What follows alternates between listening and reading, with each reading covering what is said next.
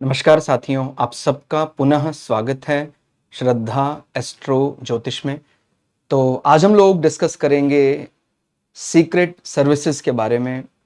और कोई व्यक्ति गुप्तचर विभाग में कार्य कर रहा है, करना चाहता है, तो कौन कौन से ऐसे कॉम्बिनेशन हैं, कौन कौन से राशियां, कौन कौन से लग्नों का महत्व, कोई इंटेलिजेंस ब्यूरो में काम करने वाले हैं, कोई किसी देश की खुफिया एजेंसी में काम करने वाले हैं, कोई डिफेंस सीक्रेट सर्विसेज में काम करने वाले, किसी भी प्रकार के गुप्तचर सेवा विभाग में काम करने वाले लोगों के लिए ये चीज़ हमने पहले भी डिस्कस की थी। अगर आप हमारे कुछ पुराने लग्नों के वीडियो देखेंगे तो आपको समझ में आएगा। जहां हम बात करते हैं कुछ बल, माने सुरक्षा बल, तो वो दो प्रकार का जो माना जाता है उसमें देखिए, मेष कमांडर का ऑफिस माना जाता है, मेष लग्न मेष राशि। और वृश्चिक जो है वो एक ऐसा अधिकारी है जो गुप्त रहकर काम करने में माहिर है। ये बात हमने पुराने कई वीडियो में बोली है, आप जरूर देखिएगा कि अगर कोई सीक्रेट सर्विसेज में काम करने वाला व्यक्ति वृश्चिक लग्न राशि का है तो वो बहुत ही बढ़िया ढंग से अपने आप को छुपाकर रख सकता है। आप जानते हैं, जब भी हम इस प्रकार के कोई अलग अलग प्रकार के इंटेलिजेंस ब्यूरो है, रॉ है, और भी कई ऐसी एजेंसियां हैं भारत में, सीबीआई है, तो कोई व्यक्ति अगर वहां कार्य कर रहा है तो उसको अपने बारे सारी बातें वो नहीं बता पाता है या नहीं बता सकता है। ठीक हो गया। तो इस प्रकार के लिए गुप्त पराक्रम एक शब्द इस्तेमाल होता है, और वो गुप्त पराक्रम सबसे ज्यादा फिट बैठता है वृश्चिक लग्न राशि में। तो जो हमने ये एग्जाम्पल चार्ट लिया है समझने के लिए, ये भी आर्म्ड फोर्सेस के एक ऑफिसर हैं और बहुत ही बढ़िया इनका रिकॉर्ड रहा है। और आप निश्चित रूप से जानते हैं कि कुछ विषयों के लिए वो सभी में ऐसा होता है, कुछ कई जगह बल होता है तो कहीं थोड़ा कमजोरी हो जाता है। तो कुछ विषयों में जो ज्योतिष के जानकार हैं वो समझ रहे होंगे कि इनको माने शुरुआत में जैसे मैरिड लाइफ को लेकर थोड़ा सा कमी भी देखने में आई। और लेकिन इनके चार्ट का जो राइट साइड वाला पार्ट है, अगर आप देखें सर्वष्टक वर्ग में इनका इच्छा पूर्ति भाव, ऑफिस स्टेटस भाव, इनका अप्रूवल भाग्य भाव, इसकी स्थिति काफी अच्छी दिखाई देती है। ठीक हो गया। और हमें जो जैसे मैंने बोला कि शुक्र महाराज हैं जो, वो सप्तमेश होकर शनि के साथ लग्न में बैठे हुए हैं। इस लग्न के लिए शुक्र एक प्रकार से प्रबल मार्ग की भूमिका में है और वो लग्न में आ जाता है। ठीक हो गया। और भाग्य से वो जो महादशा शुक्र महाराज की वो अब खत्म होने की कगार पर है, लगभग खत्म ही हो चुकी है। तो कुछ कटु अनुभव भी रहे, और उसका मुख्य रूप से शुक्र का एजेंडा 7वां भाव 12वां भाव रहा। तो अब वो खत्म होने वाला है। अब इनके लग्न के मित्रों का ऑर्डर शुरू हो रहा है महादशाओं में।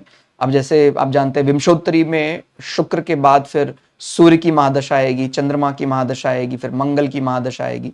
तो वो पूरा ऑर्डर ही इस लग्न के लिए एक प्रकार तात्कालिक लग्न जो वृश्चिक लग्न है वो उनके लिए फंक्शनल बेनिफिट की तरह काम करेंगे। ठीक हो गया। तो बहुत बढ़िया माना जा सकता है कि अब जो आने वाला, माने अगले कुछ 2-3 महीने में ही इनका जो महादशा परिवर्तन है वो हो रहा है। और उसी दौरान इनके, क्योंकि सूर्य जो है वो इनके ऑफिस प्रमाइसिस की बात कर रहा है। ठीक हो गया। और सर्वष्टक वर्ग में सबसे ज्यादा बली है, चाहे वो 12वें भाव में जाकर डेबिलिटेटेड भी बैठा है, फिर भी ये बात अच्छे से समझनी है कि इनको कुछ कार्य ऐसा जन्म स्थान से बहुत दूर देगा। हो सकता है कि कुछ ऐसा सीक्रेट सर्विसेज में, कुछ फॉरेन लैंड में भी कुछ ऐसा पोस्टिंग, इनको 6 वर्ष सूर्य रहेंगे इनको अब। तो ऐसा हो सकता है इनका जो पूर्वजों के साथ, पिता के साथ संवाद एकदम जीरो हो जाए। ठीक हो गया। लेकिन इनके करियर में कहीं कोई कमी आने वाली नहीं है। करियर में तो एक प्रकार से हम समझ सकते हैं कुछ बड़ा बल, प्रमोशन इसके जैसा देखा जा सकता है।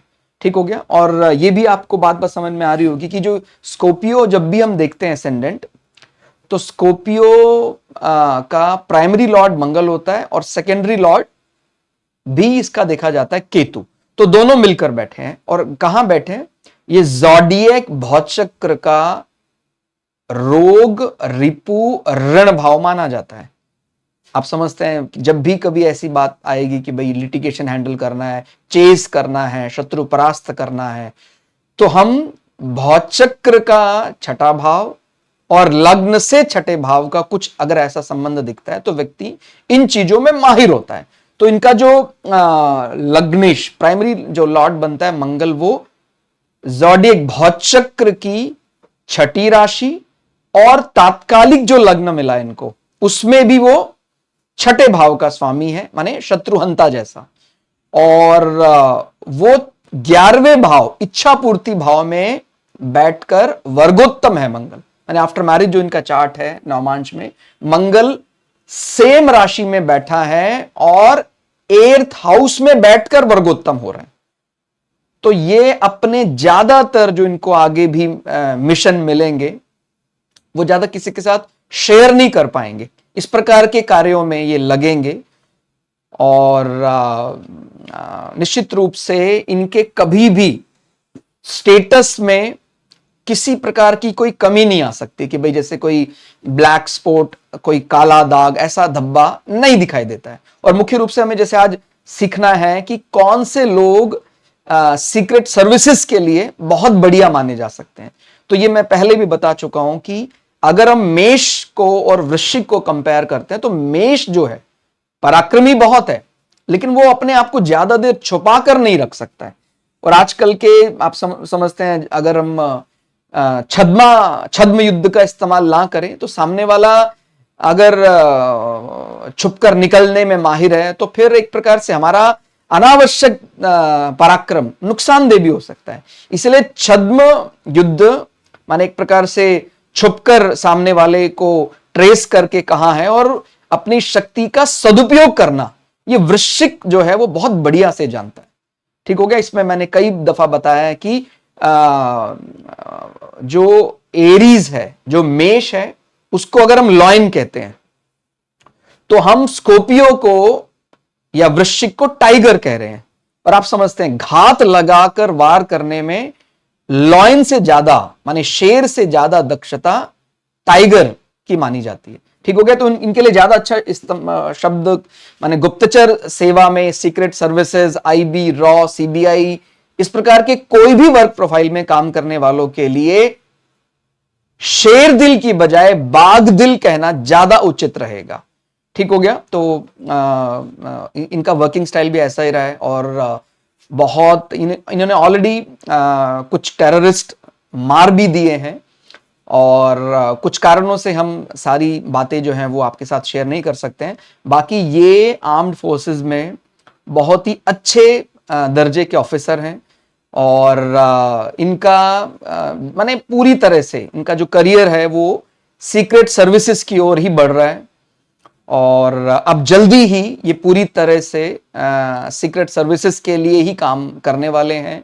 ऐसा माने आप समझ रहे हैं कि जो अभी तक का समय चल रहा था, माने हम अगर एस्ट्रोलॉजिकल बात करें तो वो शुक्र की महादशा चल रही थी, अब इनको सूर्य की महादशा है जो डेबिलिटेटेड होकर, आप समझते हैं 6, 8, 12 में सैड प्लैनेट अच्छा माना जाता है। और सूर्य का मतलब होता है कि हम डायरेक्ट अथॉरिटी के साथ जुड़े हुए हैं, लेकिन एक समाज में कुछ माने व्यापार विषयों को लेकर ही सामने आएंगे। मतलब हो सकता है कि शायद हम एक व्यापारी जैसे अपने आप को रखें, कुछ काम ऐसा कर रहे हैं, ऐसा वर्क प्रोफाइल लेकर सामने आए, लेकिन वैसे इनके साथ गवर्नमेंट का पूरा पूरा सपोर्ट रहेगा। और निकट भविष्य में ये और अच्छा बल इनके चार्ट को देखकर हम समझ सकते हैं कि आने वाली जो दशा क्रम है वो पूरी तरह से इनके लग्नेश के सभी मित्र आने वाले हैं। ठीक हो गया। अब सूर्य आएंगे, फिर चंद्रमा आएंगे। चंद्रमा में निश्चित रूप से माने 6 साल तो अभी ये एक प्रकार से अपने घर वालों से ज्यादातर समय दूर ही रहने वाले हैं। कुछ भी ऐसी ट्रेनिंग पर्पस के लिए और कुछ ऐसा संवाद, कुछ ऐसी चीजें चलेंगी। और उसके बाद जब चंद्रमा का समय आएगा तो चंद्रमा आप समझ रहे हैं वो नवम भाव में, हालांकि वो भी नवम भाव लंबी यात्रा को रिप्रेजेंट करता है, लेकिन अगर चंद्रमा की दशा चले और चंद्रमा स्वराशि का हो तो वो व्यक्ति अपने परिवार के साथ, क्योंकि चंद्रमा को हम बोलते हैं एक प्रकार नर्चरिंग, हॉस्पिटैलिटी, केयरिंग, तो वो चीजें आ जाती हैं, तो घर परिवार को वो ज्यादा समय दे पाते हैं। तो कंपैरेटिवली माने अगर सूर्य और चंद्रमा की यहां दशा देखें तो चंद्रमा का समय परिवार के साथ बिताने वाला है ज्यादा, और सूर्य का जो समय है वो परिवार से ज्यादातर दूर रहने का ही है। जहां तक इनके हृदय की बात करें तो देखिए, चौथा भाव हमारा हृदय है। हृदय में क्या चल रहा है ये बात बहुत ही कम लोग जान पाते हैं। चौथा भाव हमारा हृदय है, हमारा मातृभूमि है, तो वो अगाध प्रेम है, लेकिन वो ज्यादा आप समझते हैं शनि जो है ज़ोडिएक की 8वीं राशि के साथ उनको स्नेह है, प्रेम है। ये बात मैंने पहले भी कई बार बताई है कि शनि, अगर आप ये समझते हैं कि शनि मंगल की दोनों ही राशियों में एक जैसा बर्ताव करेंगे तो आप गलत समझ रहे हैं। शनि मेष राशि में सैड हो जाते हैं, नीच माने जाते हैं, लेकिन स्कॉर्पियो के साथ उसका एक अनकंडीशनल सपोर्ट, अनकंडीशनल लव है। वो भौचक्र का 8वां भाव है, और आप समझते हैं 8वां भाव यानी जिसको आयु भाव, मृत्यु भाव बोलते हैं, और शनि उन सब विषयों के एक्सपर्ट है। ठीक हो गया। तो इनका चौथे भाव से वो दशम होकर, चौथे भाव से यदि गिने तो चौथे से दशम होकर लग्न में बैठे, बहुत कर्मठ हैं। ठीक हो गया। मातृभूमि से अगाध प्रेम करने वाले हैं, और इन विषयों को भी बहुत ही गुप्त तरीके से रखने वाले। इनके हृदय में क्या चल रहा है वो इनका पड़ोसी भी नहीं जानता है। ठीक हो गया। और आप ये भी समझ पा रहे हैं कि मंगल के साथ केतु बैठा है तो वो वाली बात भी समझ में आती है। माने केतु यानी बहुत ही सीमित रहकर अपने प्लान जो है वो दूसरे के सामने रखना, ज्यादा माने किसी के साथ ओपन ना करना। केतु का मतलब, केतु का स्टाइल ही ऐसा है। केतु जो संवाद करता है वो, और इसमें आप समझ सकते हैं 11th हाउस का बल तो पर्याप्त है। 11th house is for salary, 11th house is for best friend. तो 11th हाउस बेस्ट फ्रेंड और सैलरी का, और वहां पर मंगल और केतु बैठे हुए हैं, तो ये ज्यादा आप इन विषयों को ज्यादा बताएंगे नहीं। माने इनका जो एनुअल इनकम है, इनका जो मंथली इनकम है वो पर्याप्त है, बहुत बढ़िया है, फिर भी वो चीज ज्यादा लोगों के साथ शेयर नहीं करेंगे या कर सकते हैं किसी कारण से। बेस्ट फ्रेंड इनके माने जो दूर मित्र रहते हैं उनके साथ ये बहुत लंबे समय तक कंटिन्यू संवाद नहीं कर सकते, बिकॉज केतु आप देख रहे हैं वो 11वें में बैठकर तीसरे भाव को भी एस्पेक्ट कर रहा है, और वो 7वें को भी देख रहा है। तो पार्टनर, पार्टनरशिप और हमारे भाई बहनों के साथ भी बहुत ज्यादा लंबी लंबी टेलीफोनिक कन्वर्सेशन नहीं हो सकती है। ठीक हो गया। इनफैक्ट जिस प्रकार के कार्य क्षेत्र में लगे हैं इनके माने डायरेक्ट आप इनके टेलीफोन मिलाकर इनको बात करना भी मुश्किल है। हो सकता है इनका टेलीफोन मिले ही ना, इस प्रकार का, because 3rd house is for communication. तो वहां पर डिटैचमेंट प्लैनेट केतु एस्पेक्ट कर रहा है। और बाकी यदि हम ये देखें कि भाई इनको इनका धर्म के प्रति कैसा रुझान है, तो सभी प्रकार के पूजा पद्धति लोगों के बीच में ये रहने में सक्षम है। तो माने ये भी एक बड़ा बल यहां दिखाई देता है कि जो लोग सीक्रेट सर्विसेज में काम कर रहे हैं उनको परिस्थिति अनुसार अपना रूप हो सकता है बदलना हो, और उन लोगों के बीच रहना हो जिनकी पूजा पद्धति, भाषा एकदम अलग हो। तो जो आप देख पा रहे हैं इनका जो गुरु राहु का मिलन है। ठीक हो गया। तो जो गुरु चांडाल योग इस प्रकार के सीक्रेट सर्विसेज के लिए अच्छा माना जा सकता है। देखिए, मैं अपने पूजा पद्धति का, अपने धर्म का सम्मान करता हूं, साथ साथ में दूसरे पूजा पद्धति को भी बहुत क्लोजली ऑब्जर्व किया है मैंने, उसका भी मैं सम्मान करता हूं। यह जरूरी है, तभी आप उनमें घुल मिलकर रह सकते हैं। ठीक हो गया।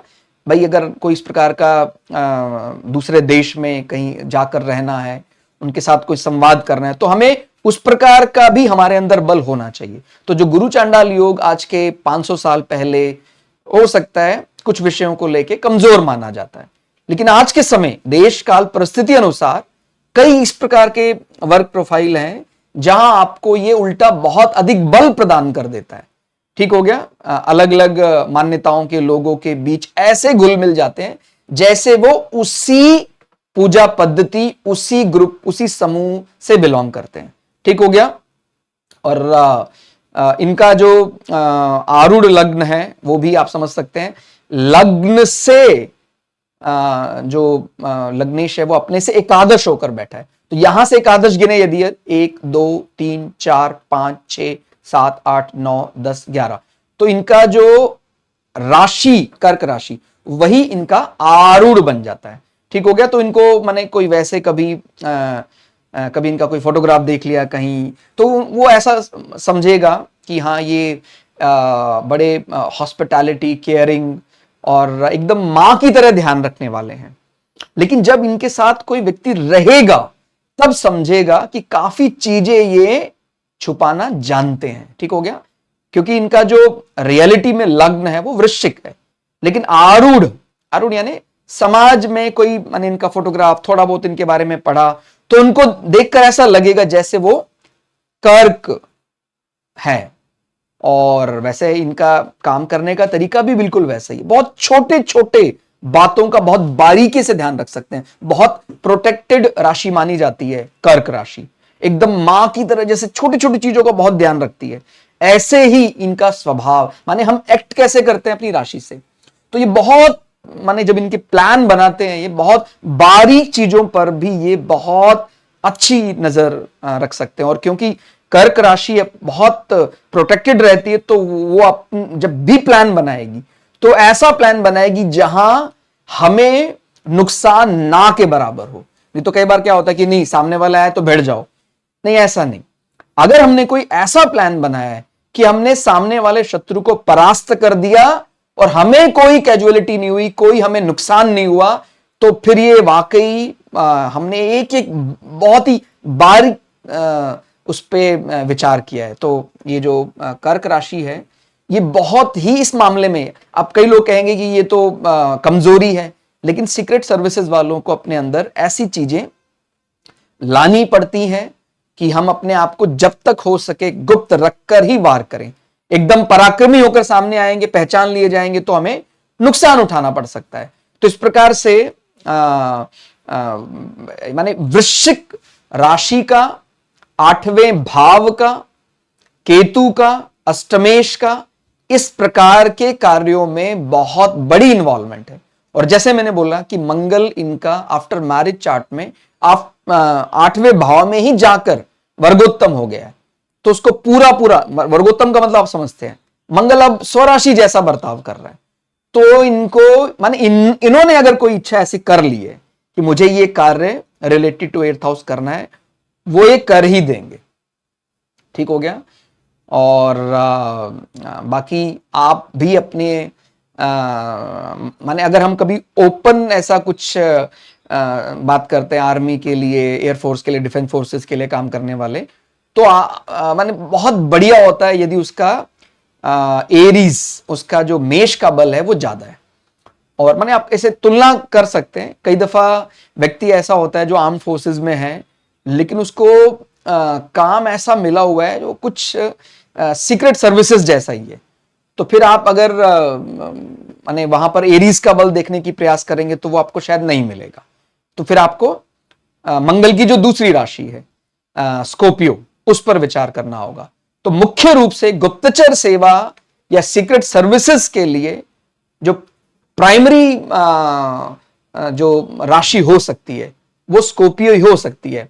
हालांकि इनको ऐसा डाउट भी रहा, जिनका ये चार्ट है उनको ऐसा लगा शायद मेरा जो लग्न है वो स्कॉर्पियो हो सकता है, या आप देख रहे हैं बहुत ही क्लोज है, 26 डिग्री का उदित लग्न है, तो 4 डिग्री के बाद लग्न बदल जाएगा। इनको ऐसा लग रहा था शायद मैं 9 नंबर यानी सैजिटेरियस तो लग्न नहीं है, लेकिन अगर हम सैजिटेरियस की तरफ जाते हैं तो आप खुद समझ रहे हैं कि फिर इनकी पर्सनालिटी के अनुसार, इनके वर्क प्रोफाइल के अनुसार वो चीजें मैच नहीं करेंगी।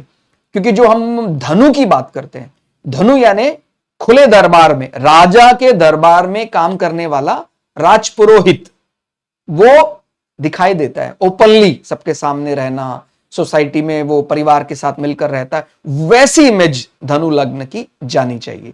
लेकिन वो धनु से 4 डिग्री पहले ही तो ज्यादा फिट हो रहा है इनके ऊपर स्कॉर्पियो असेंडेंट। ठीक हो गया।